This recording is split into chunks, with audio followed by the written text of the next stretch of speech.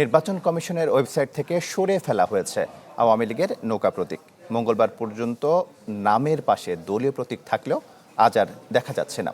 EC জানিয়েছে নিবন্ধন স্থগিত থাকায় নেওয়া হয়েছে এমন সিদ্ধান্ত।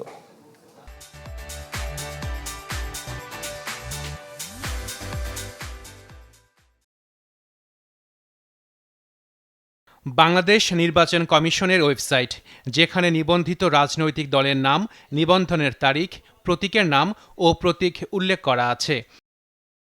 ওয়েবসাইটের তথ্য মতে দেশে নিবন্ধিত রাজনৈতিক দল আছে ৫০টি। আওয়ামী লীগের নিবন্ধন স্থগিত থাকায় দলটির বিপরীতে প্রতীকের নাম এবং নৌকা প্রতীক রাখা হয়নি। আসলে ওয়েবসাইট থেকে সরানো কে ওয়েবসাইটে আছে তার চাইতে বড় কথা যে নির্বাচন বিধিমালাতে তো আছে। বিধিমালা তো আর নির্বাচন কমিশন এখনো কোনো সংশোধন করেনি। তার মানে যতদিন রাজনৈতিক দল হিসাবে আওয়ামী লীগের এই রাজনৈতিক কার্যক্রম বন্ধ থাকবে বা নিষিদ্ধ থাকবে, ততদিন তারা তাদের নিবন্ধন সংক্রান্ত যাবতীয় কার্যক্রম, তার মধ্যে আছে যেমন নির্বাচনে অংশগ্রহণ করা, তাদের জন্য প্রতীক সংরক্ষণ করা, এই সব কিছুই স্থগিত হয়ে থাকবে। নির্বাচন কমিশন বলছে তফসিলে থাকা ৬৯টির সাথে আরও ৪৬টির প্রতীক যুক্ত করা হয়েছে। এরই মধ্যে তা ভেটিংয়ের জন্য আইন মন্ত্রণালয়ে পাঠানো হয়েছে, যেখানে শাপলা না থাকলেও আছে নৌকা প্রতীক। যদিও রোববার নির্বাচন কমিশনার আব্দুর রহমানুল মাসুদ জানিয়েছিলেন দল বাতিল না হওয়ায় থাকছে প্রতীক।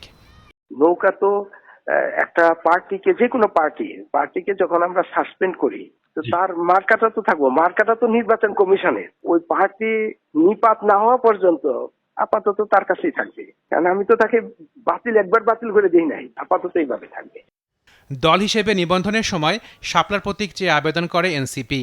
নতুন তালিকায় শাপলার প্রতীক না থাকায় ক্ষুব্ধ প্রতিক্রিয়া দেখিয়েছে দলটি। প্রয়োজনে বিধি সংশোধনের দাবি তাদের। ইলেকশন কমিশন নিশ্চয়ই কারো দ্বারা প্ররোচিত হয়ে তারা শাপলা দেওয়া যাবে না মর্মে সিদ্ধান্ত নিয়েছে। আমরা মনে করি এটা তাদের পরিবর্তন করা উচিত। আমরা এখনও আশাবাদী, আমরা ইলেকশন কমিশনে পার্সু করেছি, আমরা কথা বলেছি যে আপনারা এই শাপলা প্রতীক বিধি সংশোধন করে সেখানে অন্তর্ভুক্ত করেন। একই সাথে নৌকা প্রতীক বাদ দেওয়ারও দাবি জানান এনসিপি নেতারা। Ashikin Prince, channel 24, Dhaka.